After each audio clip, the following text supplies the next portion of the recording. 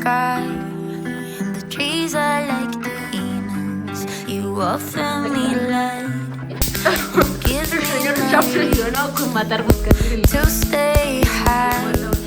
Let my body Le compré una raqueta y mírenlo, está loquito. Miren, se le va por acá, mírela. ¿Estará sonando esto? Ahora sí, comenzamos.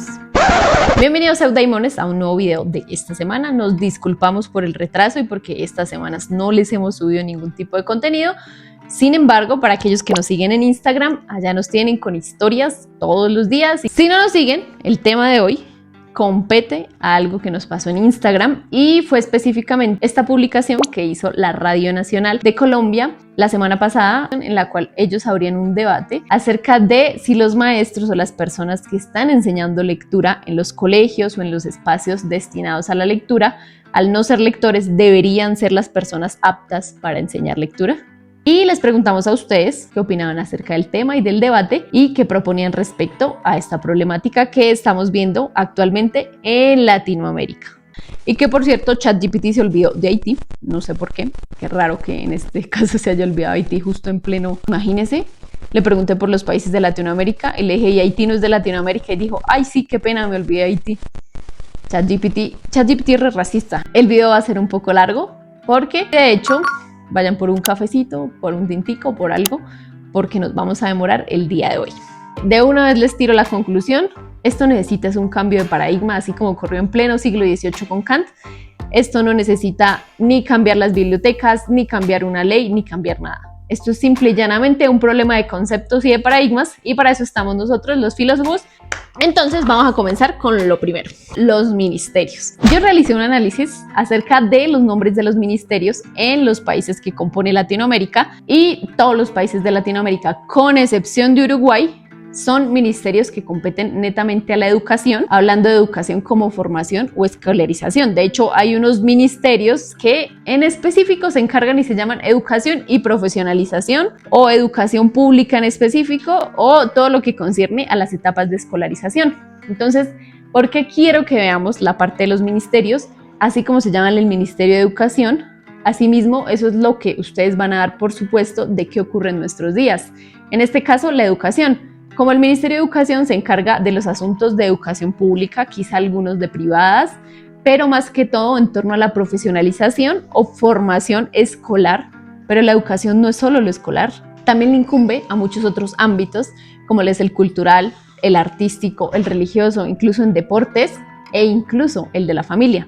La escolarización tiene que ver con esa formación que se les da a las personas y que está, digamos, regida bajo los índices de ciertas organizaciones gubernamentales o internacionales que determinan esos modelos educativos, así como hay otras escuelas, universidades o centros e instituciones que también cumplen con niveles de formación y educación, quizás en ámbitos experimentales. Pero en este caso estamos hablando del ámbito educativo, que va regulado siempre por los ministerios. Los niños pasan cerca de 4 horas en Argentina, es el país que más poquitas horas pasan en un jardín infantil, que va entre los 0 y los 5 años. Sin embargo, en el resto de países de Latinoamérica, la mayoría de los niños llegan a ir a jornada completa.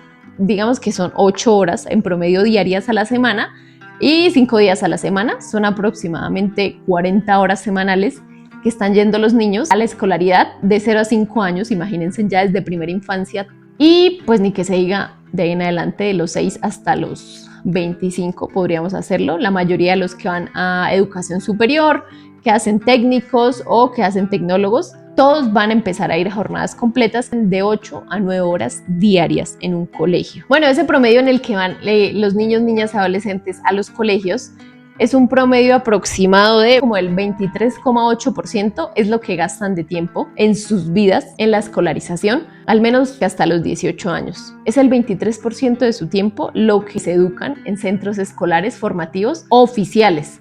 El proceso educativo que se queda por fuera, que es el resto de ese 70%, se está quedando totalmente hueco. Y finalmente eso también hace parte de la educación. Hasta al menos los 25 años son procesos de formación y educación muy grandes del individuo. Si nos vamos a la etimología de la palabra educación, tiene que ver cómo el individuo se va a conformar desde dentro hacia afuera. Uy, regalos. Miren, nos llegaron regalos.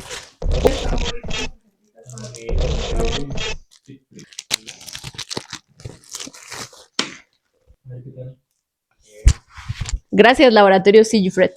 Educación es también todo lo que implica por fuera de la escolarización. Cuando ustedes se encuentran con sus amigos, con sus amigas, con sus familiares, el día a día, cuando ustedes se forman con sus padres, con sus tutores, cuando ustedes van a misa, cuando ustedes consumen redes sociales, el contenido que ustedes ven diario, lo que hablan y lo que no entre ustedes, entre sus cercanos, entre sus conocidos, todo eso también implica parte de la educación y tiene un peso porcentual mucho más grande que lo que ustedes ven en un colegio. Por eso, aquí va nuestro gran problema y es que todo el mundo siempre refiere y le echa la culpa al colegio y a las universidades de que ellos no les enseñan absolutamente nada para el trabajo o para la vida. Y no. No, Marcela, no le deben enseñar nada a usted para la vida. Porque los colegios y las universidades y los sistemas formales de educación que manejan los ministerios o incluso entidades privadas que están regulados, que tienen lineamientos, que están determinados por otras organizaciones, no le deben a ustedes enseñar nada para la vida, porque aprender en la vida también hace parte del proceso formativo y educativo. Y sí, estaría genial que en el colegio nos enseñaran finanzas y nos enseñaran cómo manejar ahorros, pero eso hace parte de los procesos educativos que también se deben manejar en el hogar y que también ustedes van a manejar desde otros estadios que no competen a la educación formal. Entonces, vamos a poner un ejemplo sumamente simple. ¿Cómo hacer un mercado para la casa? Yo como le voy a decir, señor Banco Interamericano, este año vamos a incluir en nuestro currículum, les voy a enseñar a hacer mercado para la casa o cómo usar tarjetas de crédito.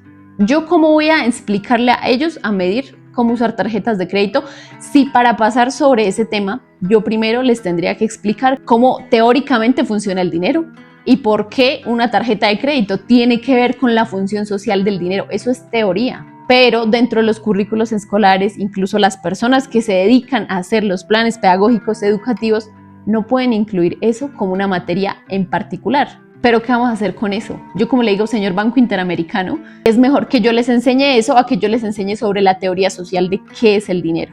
¿Qué va a primar? Que yo les tenga que explicar simplemente esto es una tarjeta de crédito porque este año me exigieron que debo enseñarles educación para la vida. No, porque parte de lo que ustedes van a aprender y se van a formar en la vida también tiene que ser por su propia cuenta. El colegio no está para enseñarles eso porque el colegio responde a lineamientos y a políticas públicas de afuera. Así nos queramos quitar el cabello y pelear, ¿por qué no? No, porque el colegio y la idea de un colegio, la idea de las universidades se creó por una universalización del saber. Si queremos crear, nos toca crear otra institución que se parezca al colegio, pero que tenga otros tipos de formación. Pero mientras exista algo que se llama escuela, que se llama universidad y que se llama colegio, va a responder a lo que conceptualmente es una escuela, un colegio y una universidad. Y es la que se puede medir con cifras, porque lo importante a veces de estos planes pedagógicos no es simplemente enseñar por enseñar esto. Es porque si yo enseño esto que está acá, sé que esto se puede medir con una cifra. Sé que esto lo puedo medir a través de un tipo de habilidad en la que yo le puedo decir al que me dio la plata, señor banco, yo saqué esta habilidad en específico a través de toda esta teoría que se dio en los currículos educativos y por eso sabemos que este año subió la cifra de habilidades lectoras. Y sí, podremos estar en contra de todo ese proceso de cifras y de números que nos puede traer un banco interamericano, que nos puede dar una organización internacional y ese sistema no va a cambiar de aquí a 2 años. Y no va a cambiar a menos que toda Latinoamérica se una y desbanque todos esos sistemas. En este momento, por cómo funcionan los sistemas estatales y cómo funciona la democracia y cómo funciona el mundo, todo eso sigue y va a seguir funcionando, si no, pues, ¿por qué le vamos a tener que dar plata a la educación en países en vía de desarrollo? Si no es porque van a garantizar que vamos a empezar a subir cifras. ¿Por qué vamos al tema de ministerios de habilidades y de programas educativos? Porque la lectura es una habilidad. La UNESCO lo tiene declarado, es una habilidad y una capacidad, pero es una capacidad que deriva de una teoría y todo lo que sea teórico va a derivar eventualmente en una capacidad o habilidad. No es que la habilidad y la capacidad se contrapongan a lo teórico, simplemente esa capacidad en específico se mide a través de una capacidad interpretativa, de un índice de cognición, eso lo puedo medir a través de ese tipo de habilidad. Entonces, conclusión del primero, escolarización no es lo mismo que educación. No podemos pretender que todo lo que nos escolarizan es netamente la educación, ni tampoco podemos exigir que la educación se reduzca únicamente a los espacios de escolarización y de formación, como lo son escuelas, universidades o colegios. Educación también compete a otras áreas que están por fuera de esas 4 paredes que están destinadas únicamente para los procesos educativos formales. Por tanto, si queremos empezar a pelear por educación, también tenemos que empezar a pelear que tenemos por fuera de la escolarización. Lo educativo implica lo escolar, pero no es todo. Y aquí vamos con algo que a mí me encanta y por lo cual yo he estudiado bastante este tema de la lectura, y es Finlandia. Finlandia tiene un paradigma muy bonito respecto a la educación, y la educación no está dividida solamente en la escolarización, sino que ellos tienen esa distinción bastante marcada también en el paradigma de los finlandeses. Espero que en Uruguay también esté, porque el Ministerio de Uruguay también se llama Ministerio de Educación y Cultura, que es el mismo en Finlandia. ¿Por qué? Ellos en educación tienen 3 ramas que saben que son las educativas de la vida del ser integral y no reducen únicamente la educación a los procesos escolares, porque saben que las personas también se siguen educando aún más allá de los 25 años, aún cuando han terminado las universidades, doctorados, postdoctorados, el ser humano se sigue educando. Por eso ellos tienen dividido en 3 partes específicas la educación. Uno que es la cultura, otro la religión y el siguiente la escolarización. Y por ejemplo en el Ministerio de Educación y Cultura ellos tienen 2 ministras ahí. Una que se encarga únicamente de los temas escolares y la otra de los temas culturales y deportivos. Yo lo saqué del libro de Gracias Finlandia de Javier Melgarejo, que si lo quieren vayan y léanlo. De hecho, él tiene bastantes conferencias en YouTube respecto a ese tema, cómo funcionan los procesos de lectura y de implementación de hábitos en Finlandia, y tienen que ver con que esa distinción en específico sobre qué es lo educativo compete a muchas áreas más allá de la escolarización. Por lo tanto, el ministerio se puede encargar de muchas más áreas. Cuando nos encargamos de la parte cultural, que es una parte también de educación, por ejemplo, en manifestaciones artísticas, cuando los niños van a escuelas de canto, de guitarra, de música, de artes, de teatro, de danza, o cuando van a deportes. Esos 3 ámbitos, que son culturales y también son formativos y educativos, también los maneja el Ministerio de Educación, y también tiene unas regulaciones que competen a cómo queremos que sea el ser humano en nuestro país y cómo se forme como ciudadano dentro de nuestro país. En la mayoría de Latinoamérica ocurre un problema grande respecto a esos ministerios, y es que el Ministerio de Educación y el Ministerio de Cultura, por más que pertenecen al mismo país y al mismo gobierno, no tienen un mismo lineamiento que obedezca a criterios educativos similares. El Ministerio de Cultura actúa por acá y el Ministerio de Educación actúa por acá. Y ese problema pues reduce a que los procesos que se lleven a través de la cultura, que también son educativos, no van a corresponder para nada con estos procesos que está llevando la escolarización en específico. En Finlandia, por ejemplo, la cultura, todos los procesos culturales, incluidas bibliotecas, escuelas de arte o escuelas públicas, van reguladas con el Ministerio de Educación, para que esto que hace la cultura también pueda soportar los procesos educativos. Si no tenemos una transversalidad en esos procesos, también tenemos un hueco, porque solo estamos cubriendo 1/3 de los demás procesos que faltarían. Y el último y más importante, que corresponde a la vida espiritual, es la religión.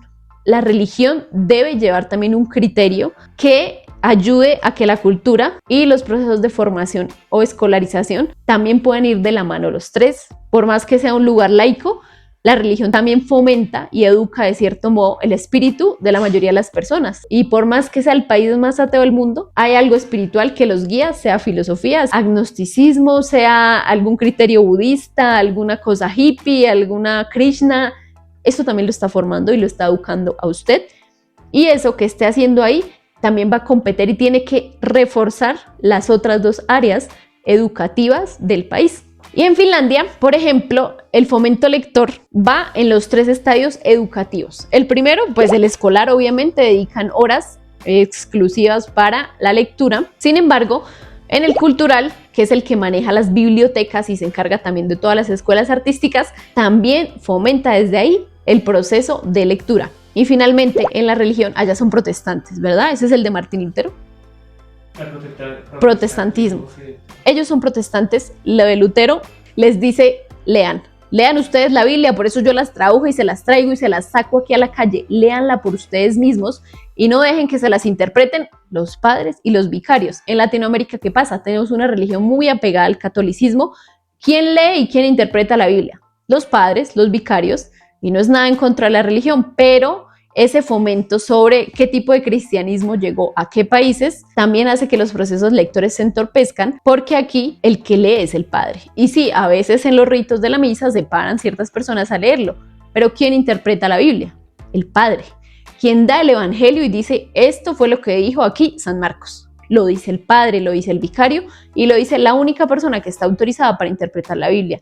En cambio, en Finlandia, como son religiones protestantes, allá usted mismo tiene que ser capaz de leer e interpretar la Biblia por usted mismo. Entonces, a través de la religión, que es el proceso espiritual que se están formando, los finlandeses desde pequeños, ellos también están fomentando la lectura porque le dicen a usted en la iglesia, usted tiene que leer la Biblia y usted tiene que saber qué dice ahí y usted tiene que interpretarlo. Entonces, si tenemos 3 estadios en los cuales todo me obliga a que yo debo leer, porque es el único modo en el que yo puedo ser parte de este mundo, eventualmente los niños van a leer.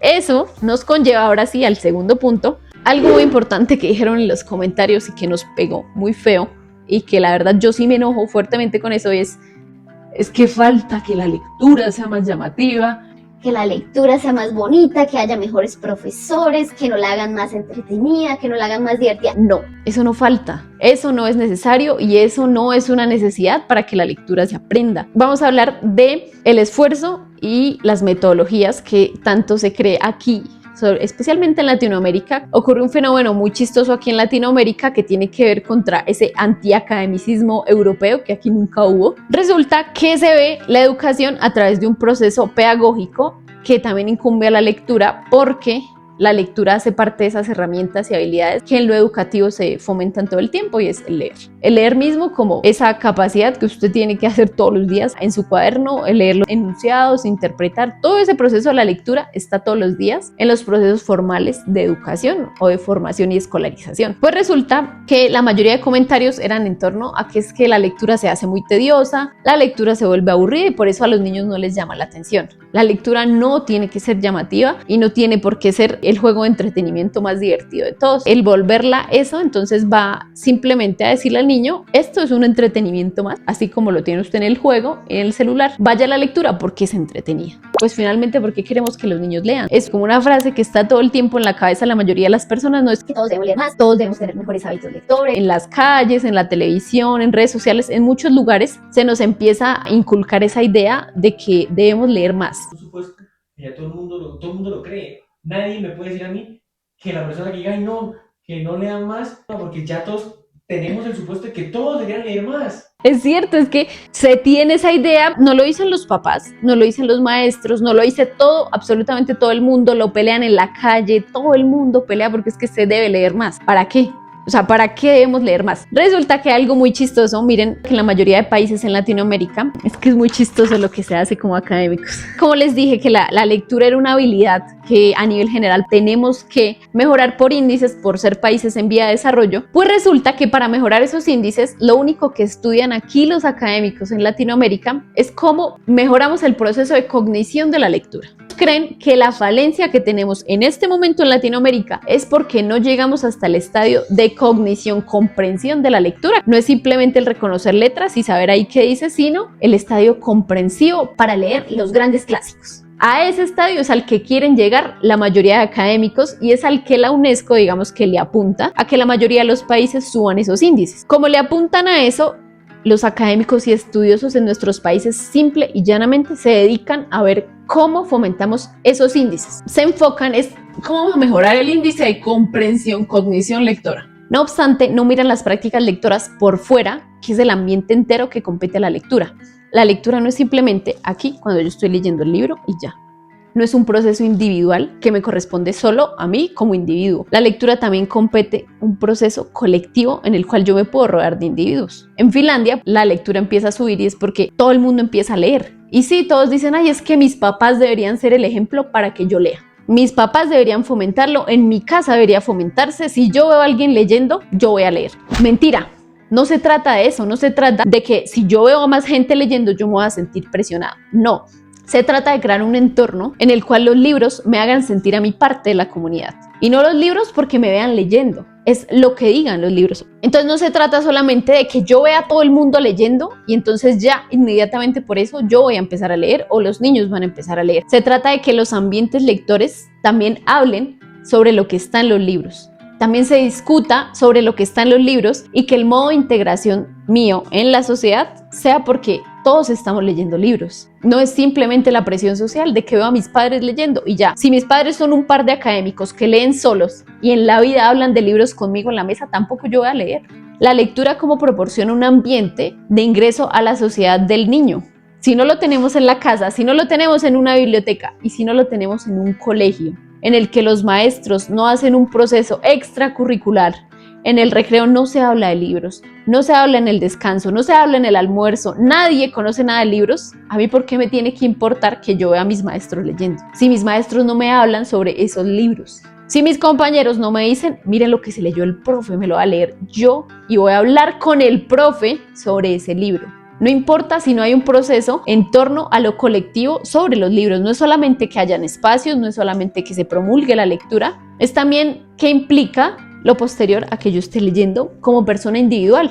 Yo cómo me acerco al mundo a través de la lectura. Y ese proceso resulta que es muy dificultoso porque yo como individuo, si yo no leyese, va a ser muy duro para mí empezar a leer. Ese proceso de la lectura es duro, no queremos que sea un proceso recreativo, ahí vamos a divertirnos y va a ser un proceso divertido y si el profesor me teatraliza y me entretiene cuando me lee el libro, yo voy a querer leérmelo. No se trata de eso, se trata del proceso posterior, porque yo puedo tener profesores que me lean en voz alta todos los días, que me dediquen horas de lectura, pero si yo no hablo acerca de ese libro, si yo no me siento incluido en esa sociedad, en torno a un problema que me dio un libro, tampoco va a funcionar ese proceso lector y ese proceso lector es muy dificultoso. Es muy dificultoso porque si yo no entendí el libro, ¿yo por qué voy a querer seguir leyendo el libro? Si yo en ese momento me sentí tonta porque no entendí lo que está hablando el profesor con ese compañero sobre este libro que leímos todos, pero yo no entendí absolutamente nada, ¿yo por qué voy a querer seguir haciéndolo? ¿Yo por qué voy a querer seguir esmerándome en hacerlo? Sí, fácilmente puedo hacer otras cosas que sean más divertidas, pero no ese libro. La problemática en torno a ver los libros como, primero, algo riguroso y el otro como algo entretenido, está haciendo una dualidad en los libros que no debería existir. Una dualidad que le dicen, o el libro es entretenido, si no, es aburrido y los niños no lo leen. Por tanto, tenemos que hacerlo entretenido para fomentar la lectura en Colombia o en nuestros países. Y no, se trata de que el libro exige una rigurosidad y un esfuerzo que le va a dar al niño frustración y esa frustración no la vamos a poder manejar, solo la idea es que los guías y procesos lectores, los formadores, los promotores estén ahí para poder llevar esa frustración adelante y que se pueda superar, pero si no lo hacemos vamos a seguir viendo los libros únicamente como un proceso entretenido. Entonces aquí llegamos a otro punto muy controversial y tiene que ver con los booktubers. Tiene que ver con ellos porque ustedes los observan y ellos leen como 30 libros al mes. Entonces dicen, no, tenemos que leer, vamos a fomentar la lectura. Y la mayoría de lecturas que se fomentan son lecturas sobre historias. Son historias de ficción, historias de fantasía, historias de algún romance, historias de héroes. Son historias que simplemente nos dan una narración. Así como yo le podría contar a usted la historia de mi vida, se la cuento muy entretenida, así como la novela de La Rosa de Guadalupe nos cuenta esta historia, así el libro nos cuenta esa historia. Entonces el nuevo modelo de fomento lector dice, no, es que el libro debe ser algo entretenido. Si usted no es un libro entretenido que venda y que ellos entiendan, entonces ¿para qué hacemos esos libros? Entonces dicen, listo, como ustedes son booktubers y empezaron a crear en torno un ambiente que tiene que ver con el entretenimiento y los libros como entretenimiento, crearon la idea de que no se trata de que ustedes estén leyendo mal o no les estén enseñando a leer, sino que no tienen el libro adecuado. ¿Por qué? Porque les va a llegar un libro que les da entretenimiento. Ese es mi libro adecuado. No, porque es que la lectura no es simplemente un proceso de entretenimiento o un ocio más en el que usted se sienta y vamos a ver qué dice la novela. O sea, ¿qué diferente tiene que yo vea una novela en televisión a que me lea la misma novela de televisión, pero aquí en el libro? Nada, son procesos simples de entretenimiento para generarle a usted una cierta intriga, una cierta emoción y se acabó. Pero no podemos reducir los procesos de lectura a que deben ser entretenidos porque la lectura no es entretenida. La lectura es fatigosa, cuesta y frustra mucho, sobre todo en las etapas iniciales. Claro, la lectura, al ser una habilidad que se usa día y noche en el colegio, en la universidad, en la escuela, en lo que sea que ustedes estén como proceso de escolarización, inmediatamente se remite a hacer la educación. ¿Qué pasa? Ese proceso de asimilación entre lectura con colegio es muy común y es el supuesto quizá más grande que tenemos en todos los países latinoamericanos. La lectura es estudio, la lectura es academia. El que lee está estudiando, el que lee no lee por placer. Y eso nos corresponde con un supuesto que está en todo Occidente y que tiene que ver con la fatigosidad del estudio mismo. Resulta que hay algo muy gracioso, y es que si todos ustedes de hecho piensan en la educación que se da en los países asiáticos como China, Japón o Corea, interpretarán y pensarán, es que allá es muy duro, es muy presionante, es supremamente fatigoso para esas personas vivir de eso, es muy duro para los niños y adolescentes que se les someta a procesos educativos y prácticas rigurosas tan difíciles. ¿Por qué? Porque es que el chisme es que allá los niños se matan porque no pasan a la universidad, los niños se matan porque estudian mucho. Pues resulta que eso es un supuesto muy grande que se tiene y tiene que ver con la guerra del mundo, porque creen que China es el malo y Estados Unidos es el bueno. Entonces las prácticas estadounidenses son perfectas educativamente, pero las prácticas orientales no, porque los niños estudian mucho. De aquí se van a caer ustedes de para atrás porque allá no sucede eso. O sea, todo ese chisme que nos dicen que no, que es que allá los niños viven supremamente mal y tristes todo el día, y entonces nos ponen en National Geographic un artículo con los niños sufriendo en el McDonald's estudiando, porque ellos no tienen tiempo ni un minuto del día que no sea para estudiar. Y sí, tiene que ver con la georreferencia política de cómo es China y cómo es Estados Unidos. China es un lugar donde todos sufren porque todos están esclavizados porque estudian o trabajan y no tienen ni un minuto para pensar en sus vidas. Y Estados Unidos es la cumbre de la diversión porque allá existe Las Vegas, allá vivimos chévere, allá tenemos parques de diversiones, allá nos entretenemos todo el tiempo y encima somos unos duros para estudiar. Y Estados Unidos además es el país de la libertad. Tenemos libertad en Estados Unidos. ¿Qué pasa? Que esos supuestos y esos estigmas que se crean en torno a lo que nos comunican de otros países también influyen mucho sobre lo que nosotros pensamos en temas educativos. Pensamos que China, Japón, Corea, todos los países asiáticos que tienen niveles estrictos educativos y rigurosos, porque allá no son solamente estrictos, allá son severos. Día y noche se estudia así. Y sí, es cierto que muchos niños, por ese proceso educativo de me tengo que ganar la universidad porque la prueba es sumamente difícil, me tengo que ganar mi ingreso a tal instituto porque si no, no voy a ser nadie, eso es cierto, todo eso sucede. Sin embargo, vamos a hacer aquí una distinción muy grande que ustedes deben tener en cuenta, y es respecto a la idea de la fatigosidad en lo educativo. Nos dicen, sí, claro, es que estudiar es fatigoso, es duro, es forzoso y es casi como un trabajo de esclavos. Así se tiene y así lo creen los niños, porque los niños van al colegio y lo sufren, porque no comprenden, porque no entienden. Claro, aquí nosotros vemos ese sistema así, creemos que en China el sistema es igualitico porque allá compiten por un examen para entrar a la universidad. Ese estigma que se tiene en torno a la educación como algo fatigoso resulta de esa idea que se nos ha impuesto sobre o es fatigoso o es entretenido. Entonces, o hay diversión o hay fatigosidad y punto. Esa relación de la educación con la fatigosidad implica que nosotros asumamos que todo lo que tiene que ver con escolarización en específico es fatigoso, es difícil, va a causar esfuerzo y sobre todo va a ser aburrido. Ese supuesto que tenemos en Occidente, y es la mayoría de Occidente, de que todo eso educativo es supremamente aburrido, hace que se concuerde con la lectura lo mismo.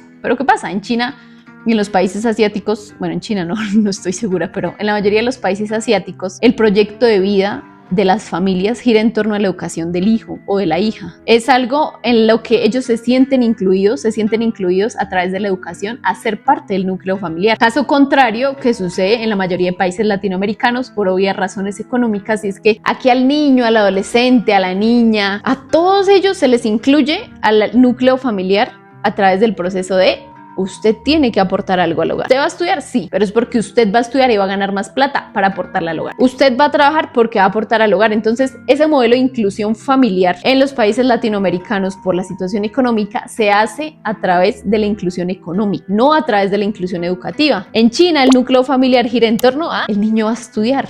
¿Qué le falta para hoy? ¿Qué falta para ese examen? ¿Ya leyó? ¿Qué no entendió? ¿Cómo está? ¿Está frustrado por las clases, por el colegio? ¿Qué falta? ¿Qué podemos hacer nosotros como padre para que él pueda mejorar educativamente? Para que él pueda sentirse bien y seguro en un colegio. Aquí no. Porque aquí, si ustedes lo ven leyendo, ¿usted qué le van a decir? Usted está perdiendo el tiempo. pónganse a trabajar. Nosotros, por ejemplo, aquí en el Cocuy, todo el tiempo es, ¿Ustedes qué hacen? Es que ustedes en qué trabajan. les decimos, nosotros leemos y escribimos, trabajamos en eso. No, pero ¿de qué trabajan? Leemos y escribimos. Eso es un trabajo, pero es algo que aún en el supuesto latinoamericano no se entiende. Ahorita donde estamos en el pueblo, obviamente menos, porque el leer y el escribir no es un trabajo, es un hobby. Es un entretenimiento y quizás es algo agregado que podemos hacer en nuestro día a día. Por lo tanto, no corresponde al trabajo porque no me da plata. ¿De qué modo me va a dar plata leer y escribir? Bueno, ya hay muchos modos actualmente y quizás los conozcan que se derivan en algo práctico, pero no, eso no puede ser. En cambio, en esos núcleos familiares donde sí la educación prima por encima de, no se está pidiendo al niño y no se está incluyendo al niño a través de un proceso de necesito que usted piense en ganar plata para poderlo incluir en el núcleo familiar o sentirse importante en el núcleo familiar o porque lo único que hablamos en esta mesa es de los problemas económicos. No vamos a hablar nada de educación porque eso no tiene importancia. ¿Qué nos importa que diga ese libro? Necesitamos es cómo solucionamos mañana, pues traer la comida. Ahora, ustedes me van a decir y sé que me van a tirar encima. No, pero es que aquí en Latinoamérica la pobreza y no se puede. Pues obviamente que no, porque ¿quién con hambre se va a poner a pensar en leer?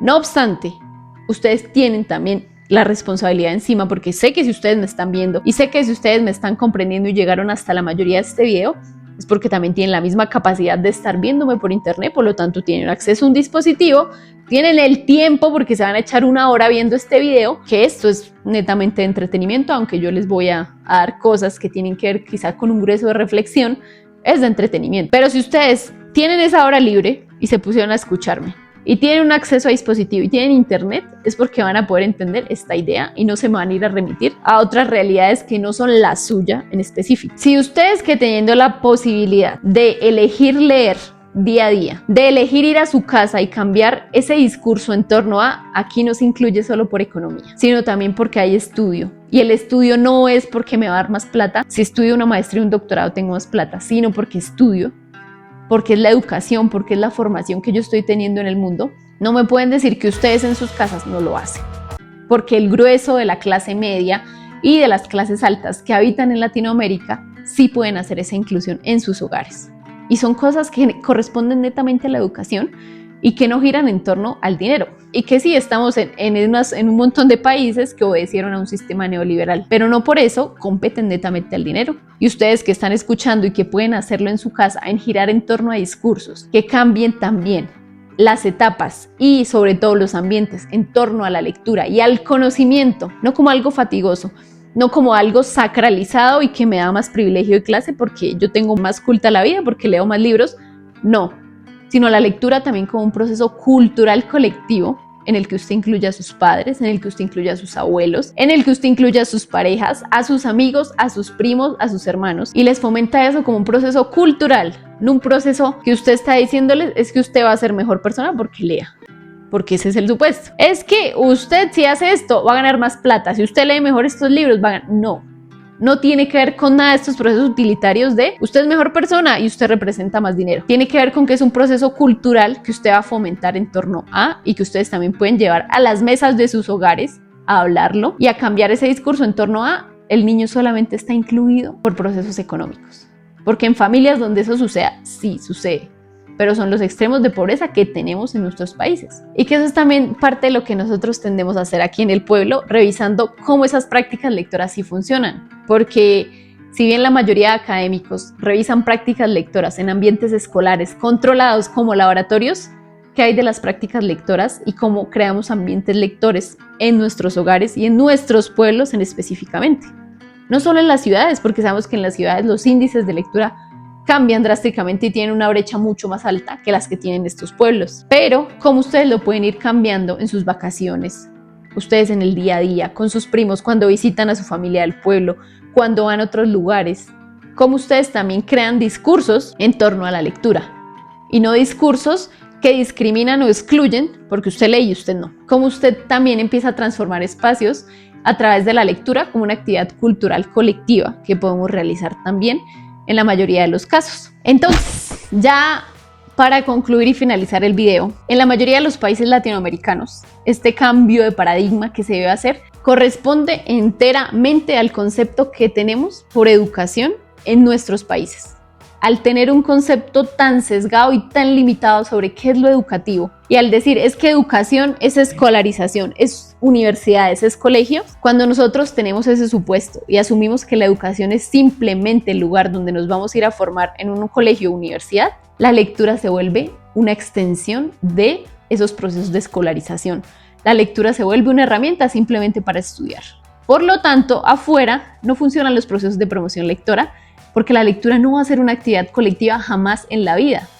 Si yo le digo a un niño lea, él va a entender es vaya y estudie como en el colegio, pero hágalo encima con horas extra. Entonces ya no va al colegio, sino encima tiene que ocupar horas extras suyas que le van a fatigar porque le están diciendo que es que tiene que leer. Por esa confusión tan pequeña de un concepto que es la educación, se está dañando de ahí para adelante un montón de prácticas que ustedes también pueden ir cambiando en el día a día y que pueden irse explicando, y que para eso estamos nosotros aquí, los filósofos, para explicarles que al haber una confusión en un concepto tan básico como qué entendemos por educación, estamos limitando las prácticas lectoras de los niños y niñas, adolescentes, de ustedes adultos, de ustedes que no leen, por una confusión de un concepto como la educación, por limitarlo tanto y por sesgarlo tanto a nivel conceptual, porque en el discurso del día a día entendemos tan limitadamente el concepto educativo, porque tenemos un ministerio que simplemente se encarga de políticas públicas, de cosas que tienen que ver con la educación profesional y formativa, solo por la existencia de esto llamado Ministerio de Educación, que no tiene más limitación sino la educación como ese proceso, porque ellos solo se deben encargar de eso. Por tener tan limitada la idea de educación, estamos limitando también los programas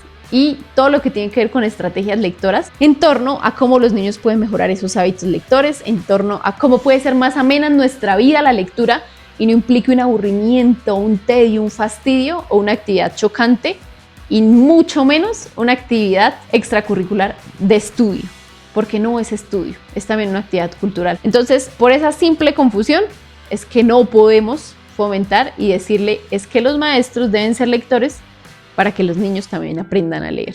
No va a funcionar de ese modo porque tenemos un sesgo conceptual en este momento, y lo que haría falta primero es cambiar el concepto educativo. Entonces, si ustedes están viendo este video y lograron entenderlo, si no, los invito a que se lean el libro de Gracias Finlandia de Javier Melgarejo. Ahí de pronto van a entender un poco más esa división de conceptos, un poco más desmenuzadito. Yo netamente la estoy haciendo con una recopilación con filosofía y con lo que tiene que ver del papel social. Ustedes que acaban de ver este video, que tienen la posibilidad de cambiar ese discurso en sus hogares, en sus entornos, en sus círculos sociales, háganlo. Lo mejor es cambien el discurso, empiecen a cambiar y a hacer distinciones, que es lo que hacemos con filosofía. Empiecen a hacerle las distinciones a las personas en su día a día, cuando debatan con sus compañeros, con sus colegas, con sus personas en el trabajo, con sus familiares, incluso con sus padres, con sus madres. Háganle esa distinción y cuéntenles qué aprendieron en el video de hoy, qué les contamos nosotros desde la filosofía. Y eso sería por hoy, todo el video. Que si los maestros deberían ser lectores para enseñar a hacer, obviamente. Yo no le puedo enseñar a alguien algo que yo no hago. Para enseñar la lectura yo debo ser experticia en leer, no en saber sobre metodologías de lectura, sino yo también debo tener con mi práctica la lectura para yo mostrarles a ustedes si funciona o no. O si eso es tan importante, y bueno, pues yo también debería saber por qué. Finalizamos. No hace falta espacios, no hace falta estrategias, no hace falta nada. Hace falta que ustedes empiecen a distinguir y a dar esta claridad en sus hogares, en sus entornos, en sus círculos sociales. Cuéntenles por qué las estrategias lectoras no van a empezar a funcionar, porque si promovemos más la lectura, si traemos más espacios en torno a la lectura, los niños solamente van a comprender eso como espacios de estudio, y no podemos fomentar eso cuando algo se entiende ya de por sí rechazado, fastidioso, y lo tenemos en el supuesto como algo tedioso y aburrido. Entonces lo mejor es que ustedes empiecen a hacer esas distinciones en sus hogares. Si les gustó el video, recuerden, compártanlo, pónganlo también en sus historias, nosotros los vamos a estar viendo. Denos recomendaciones, qué tenemos que mejorar también para estos videos, qué temas quieren también que incluyamos dentro de esas distinciones, qué les pareció. Estamos aquí abiertos al debate aquí abajo en los comentarios. Ustedes saben que les estamos respondiendo todo el tiempo con toda la carga filosófica dura y rigurosa que eso compromete. No es de pelea, es la carga dura, que ustedes también analicen. También somos bastante severos con nuestros comentarios. Todo lo que ustedes nos dicen lo tomamos supremamente en serio y por eso les respondemos supremamente en serio. Entonces, síganos en todas nuestras redes sociales. Ustedes saben que estamos en Instagram como @loseuddaimones. Nos pueden seguir a nuestros perfiles personales, que se los dejamos por aquí. Y nos vemos la otra semana con otro video. Listo, entonces como advertencia, no se trata de que yo vaya a normalizar qué libros son buenos y qué libros no, y que este libro que es entretenimiento y novela romántica no sea bueno, simplemente que la lectura no puede quedarse estancada ahí.